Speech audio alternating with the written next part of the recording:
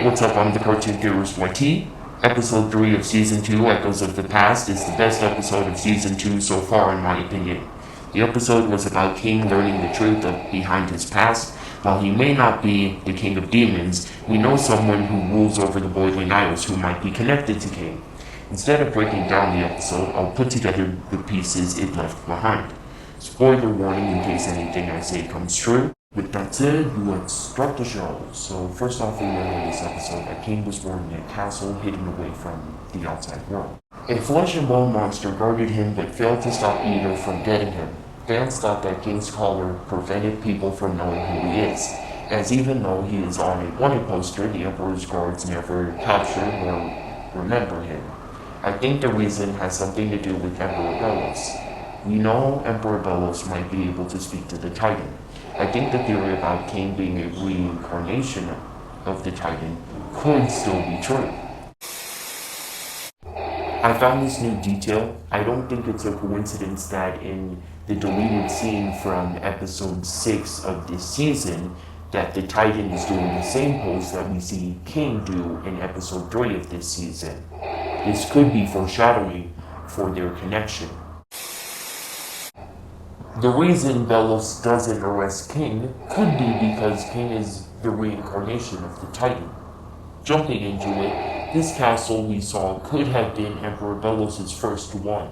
I think Belos is human, as it was revealed in Keeping Up Appearances that there was a human on the Boiling Isles before Luce. And now knowing that that human was a British man with long hair named Philip Wittebane, this theory starts to make more sense. This guy could be Emperor Belos because of what I just said. They are both British men with long hair that we haven't seen the face of. I think the reason the two sound different is because the guy we heard was Belos when he was younger. 2, if he died there around the 1600s, that would have been enough time to learn how to stay alive for 400 years. Make crazy magic technology, and complete his goal to create a device that will allow him to go home to the human realm.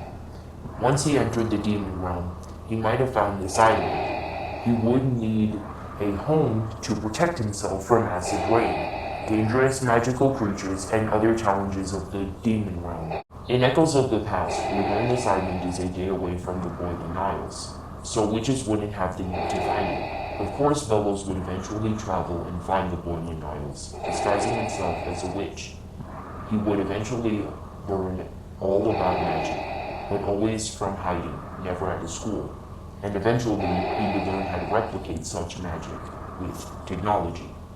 He would put an invisible force field around this island soon after he found King. First, I want to address what we saw in episode 6. I think the guy we saw that looks clearly like King's dad is going to have a twist to him, which is 1, he abandoned King for some horrible reason. 2, he's not King's dad. He could be King's mom, King's uncle, King's dad's friend. I'm totally about to copy Avatar The Last Airbender right here. Emperor Belos would find a glowing egg frozen in the river far towards the back of the island. After being in the Boiling Isles, he would have studied a lot about demons, as they are astonishing creatures. He would realize that this egg is not one of a demon known to his studies. He would place this special egg in the top floor of the tower, where King would later hatch. Confused, Belos would talk to someone about what he found, lying that it was in a forest of the Boiling Isles. This person would talk to him about the Titan and how they died. They would tell him that there are legends about the Titan coming back in 51 years.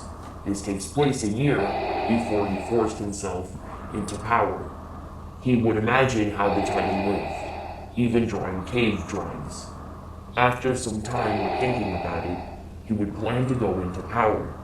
He would know how much the people of the Boiling Isles loved the Titan, so he would use that against them, lying that he could speak to the Titan.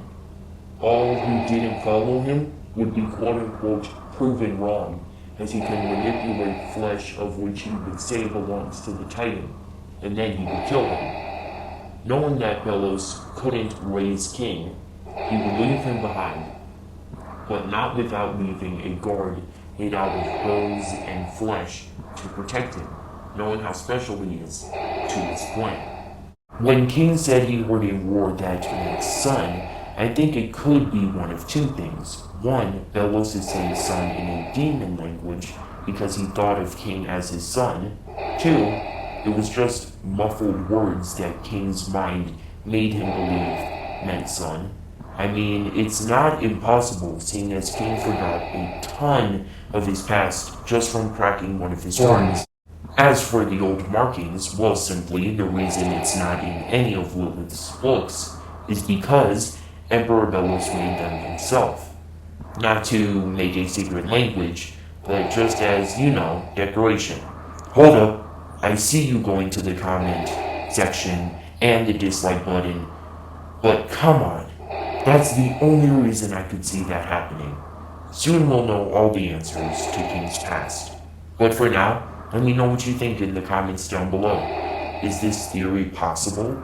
Who's King's dad? And most importantly, when will you subscribe? I've been the Cartoon-theorist YT. Remember to like, subscribe, hit that notification bell to see my videos as soon as they come out. With that said, stay tuned.